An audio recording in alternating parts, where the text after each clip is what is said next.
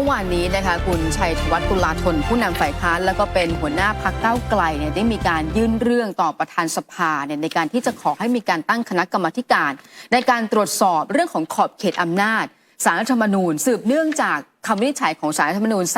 3/67 เรื่องของกรณีพรรคก้าวไกลปรากฏว่าวันนี้นะคะก็มีการเคลื่อนไหวด้วยเป็นเครือข่ายกลุ่ม3นิ้วคือเคลื่อนไหวตั้งแต่เมื่อวานเนี่ยในการที่จะยื่นหนังสือเพราะว่าเดี๋ยวเขาจะไปยื่นหนังสือให้กับประธานศาลฎีกาวันที่8 มีนาคมแต่ประเด็นที่เขามีการยื่นหนังสือเนี่ยเนื่องจากว่าเขาต้องการที่จะให้ประธานศาลฎีกาเนี่ยเร่งในการดำเนินการตรวจสอบแก้ไขคำสั่งเกี่ยวกับการปล่อยตัวชั่วคราวหรือว่าหลักประกันเงื่อนไขการถอนประกันตัว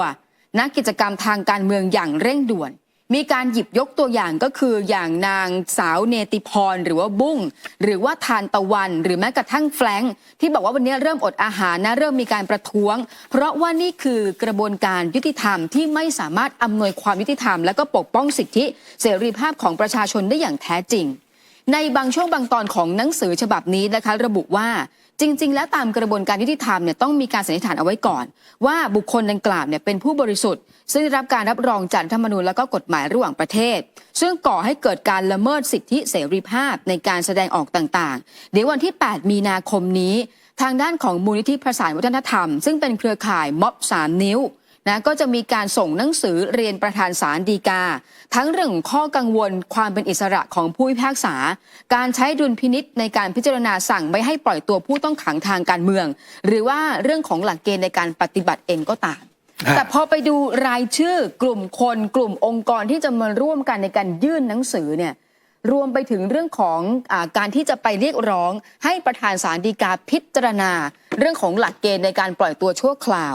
มีทั้งเครือข่ายผู้ได้รับผลกระทบจากกฎหมายพิเศษมีสมาคมนักกฎหมายสิทธิมนุษยชนมูลนิธิเพื่อสิทธิมนุษยชนและก็การพัฒนามีกลุ่มโมกหลวงริมน้ำกลุ่ม24 มิถุนาประชาธิปไตยเครือข่ายประชาชนเพื่อสิทธิทางการเมืองเราเห็นเครือข่ายกลุ่มเหล่านี้ในการขับเคลื่อนไหวโดยเฉพาะการแก้ไขยกเลิกมาตรา112มาโดยตลอดแล้วก็ร้องแร่แห่กระเชิงตลอดเลยว่าเฮ้ยคุณต้องทำตามกระบวนการยุติธรรมศาลต้องยุติธรรมผู้พิพากษาต้องยุติธรรมแต่พอเวลาคุณไปกระทำความผิดโดนกระบวนการยุติธรรมในการลงโทษกลับไม่ยอมรับ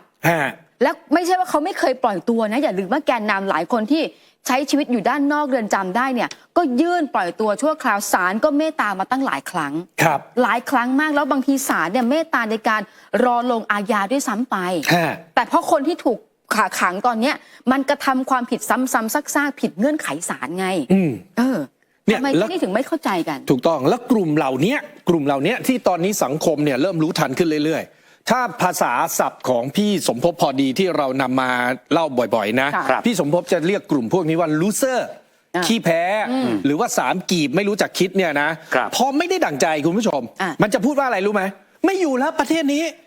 โอ้ยประเทศนี้ไม่มีความยุติธรรมประเทศนี้ถูกครอบงำโดยสถาบันพระมหากษัตริย์ประเทศนี้ไม่มีความเท่าเทียมหรือรู้งี้นะประเทศไทยควรจะไปเป็นเมืองขึ้นของสหรัฐอเมริกาควรจะไปเป็นเมืองขึ้นของอังกฤษไปเลยดีกว่าจะได้เจริญภาษาอังกฤษก็พูดดีนู่นนี่สารพัดล่าสุดนี้ดราม่าสดๆร้อนๆเลยนะขออนุญาตเติมนิดเดียว3 กีบออกมาบ่นครับไม่อยู่หรอกรับเงินเดือน15,000ในประเทศไทยไปเป็นคนล้างจานอยู่เมืองนอกดีกว่ารวยไปเป็นคนล้างจานอยู่ออสเตรเลียมั้งได้ขับเฟอร์รารี่โถมไปซื้อรูปมานั่งขับได้ทุกวันแหละปรากฏว่าคุณเอ็ดดี้อัศดางยมมานาครับออกมาโพสต์ข้อความเลยไอ้ที่บอกว่าไม่อยู่แล้วประเทศนี้น่าจะไปเป็นเมืองขึ้นถ้าเราพูดอังกฤษได้ประเทศนี้จะก้าวไกลประเทศนี้จะเจริญอาจารย์เอสดีบอกอาจารย์เอสดีไม่ใช่เอสดีอาจารย์เอสดีบอกเอาง่ายๆยกตัวอย่างประเทศในอาเซียนประเทศหนึ่งที่เป็นเมืองขึ้นและพูดภาษาอังกฤษดีด้วยคือฟิลิปปินส์สมัยก่อนนะครับฟิลิปปินส์เนี่ยอาจารย์นิดดีบอกเป็นประเทศที่เจริญเร็วที่สุดในภูมิภาคนี้เลยเป็นภูมิภาคเป็นประเทศที่มีการพัฒนารองเพียงแค่ญี่ปุ่นเท่านั้นและปัจจุบันเนี้ยคุณดูสิครับว่าฟิลิปปินส์ตามหลังใครบ้าง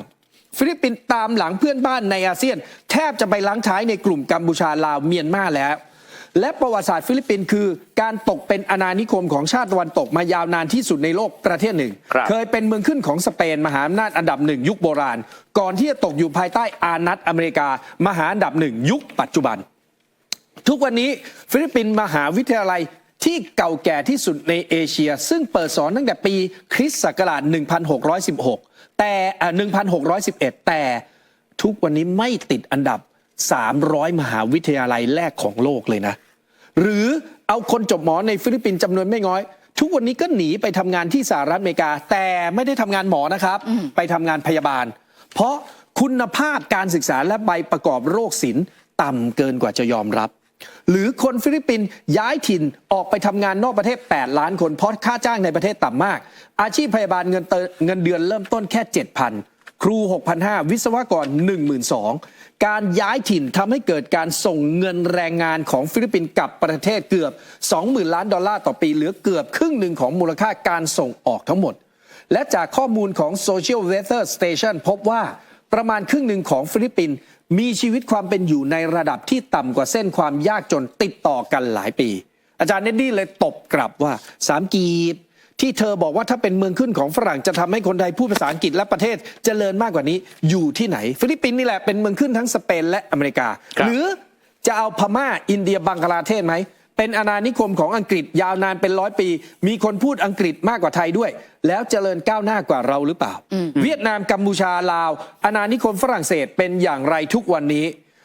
คนจะโง่หรือฉลาดไม่ได้วัดกันที่ใบปริญญาหรือสถาบันการศึกษาที่สำเร็จแต่วัดกันที่การรู้จักคิดวิเคราะห์แยกแยะครับนะครับนี่คือสิ่งที่อาจารย์อัสดางนั้นถูกต้องนำเสนอทีนี้คุณผู้ชมครับวันนี้ก้าวไกลโกหกอะไรเพจขวัญใจของพรรคก้าวไกลเขาสงสัยคงจะอ่านบทความนี้เมื่อสักครู่นี้ผมบอกว่าอาจารย์เอ็ดดี้เล่าว่าคนที่ทำงานเป็นครูอยู่ในฟิลิปปินส์ได้เงินเดือนเพียงแค่ 6,500 ทำงานเป็นหมอได้ทำงานเป็นพยาบาลได้เงินเดือนเพียงแค่ 7,000 วิศวกรได้ 12,000 ประเทศไทยเราเนี่ยก็เรียกร้องนะว่าอยากได้ 40,000 ต้องพักลาคลอดได้180 วันวันนี้ก้าวไกลโกหกอะไรลงครับทุกคนคะไม่ได้อะต้องเสียงม่วยอะทุกคนคะก้าวไกลเรียกร้องกฎหมายแรงงานเวลางานน้อยๆเงินเดือนขึ้นเยอะๆวันลาเยอะๆแล้วทำไมธนาธรไม่บอกญาติๆให้ขึ้นค่าแรงบริษัทที่ดูแลล่ะคะรายวันเนี่ย363 บาทรายเดือนไม่ถึง 13,000 บาทเอาอะไรมาพักผ่อนในชีวิตคือเขาไปเอาใบรับสมัครงานใช่ไหมพี่ถาเขาเอามาเทียบคือเรื่องของเรื่องเนี่ยที่ก้าวไกลโกหกอะไรเนี่ยคือเมื่อวานนะเรื่องของเกี่ยวกับกฎหมายแรงงานเนี่ยมันถูกตีตกไปมันถูกตีตกไปนะเมื่อวานนี้เนี่ยถูกตีตกไปแล้วก็วันนี้เนี่ยปรากฏว่าเสียจำปาทองนะครับในทางด้านอะไรนะชุดแรงงานของเขาอะสวัสดิ์คุ้มคงนะครับแล้วก็อีกคนนึงเนี่ยนะครับวันวิภาไม้สนน่ะเขาก็ออกมาบอกว่ามันมีสสเนี่ยที่แขวงตัวรับใช้นายทุนอยู่ในสภาไงทำให้เรื่องของแรงงานเนี่ยมันไปไม่ถึงไหนไปคว้าวันแรกเมื่อวานนี้เนี่ยเขาก็ว่าอีกคนหนึ่งคือชัยชนกชิดชอบเขาก็ไม่ยกให้ด้วยซึ่งชัยชนกก็บอกไม่ใช่ที่ไม่ยกให้เนี่ยไม่ได้ว่าเห็นด้วยกับนายทุนนะแต่มันมีเรื่องราวหลายเรื่องในนั้นที่มันไม่สอดคล้องกับความเป็นจริงคือประมาณว่าถ้ากฎหมายฉบับนี้ผ่านเป็นผลงานก้าวไกลเงินเดือนจะสูงค่าครองชีพจะดีขึ้นวันลาจะได้มากขึ้นวันนี้ก้าวไกลโกหกอะไรตบหน้าเลยเอามาเลยเอามาให้เห็นว่านี่ของพรรคก้าวไกลเนี่ยเขามีนะทีมงานเอาขึ้นมาทำงานพักผ่อนใช้ชีวิต3มุมอภิปรายดันกฎหมายคุ้มครองแรงงานนะอีกฝั่งหนึ่งเนี่ยก็บอกว่าของบริษัทนะฮะในเครือของนายธนาธรญาติของนายธนาธร Summit Auto Body Industry ทีมงานไปเขาไปถึงไหนแล้วทีมงานเอาขึ้นมาหน่อยนี่พี่ถาด้านขวาเนี่ยเห็นชัดเลยฮะเจ้าหน้าที่ประชาสัมพันธ์รับต่อสายโทรศัพท์นะ363 บาทต่อวันพนักงานขับรถผู้บริหารนั้นเนี่ยเงินเดือน 12,590 บาทบวกค่าทักษะอีก500 บาทแล้วก็บวก OTโอ้โหทำไมมันห่างไกลจากคุณภาพชีวิตที่ว่านักเหลือเกินที่สร้างร่างที่เป็นแล้วไม่ใช่แค่นี้ยังมีแบบว่ากลุ่มคนที่เขาคงจะชื่นชอบพรรคก้าวไกลแล้วก็มาขานรับเหมือนกันอย่าง Facebook Fanpage ตุ๊ดรีวิวของนั้นนามนะเพราะว่าสิ่งที่เขาโพสต์เอาไว้เนี่ยอันนี้ต้องแบบว่าเป็นตลกร้ายจริงๆประเทศที่ลาบวชได้นานกว่าลาคลอดตลกร้ายสุดๆลูกมีคุณภาพกี่โมงเฮ้ยนี่เขาไม่รู้จริงๆเขาต้องไปดูกฎหมายแรงงานก่อนนะ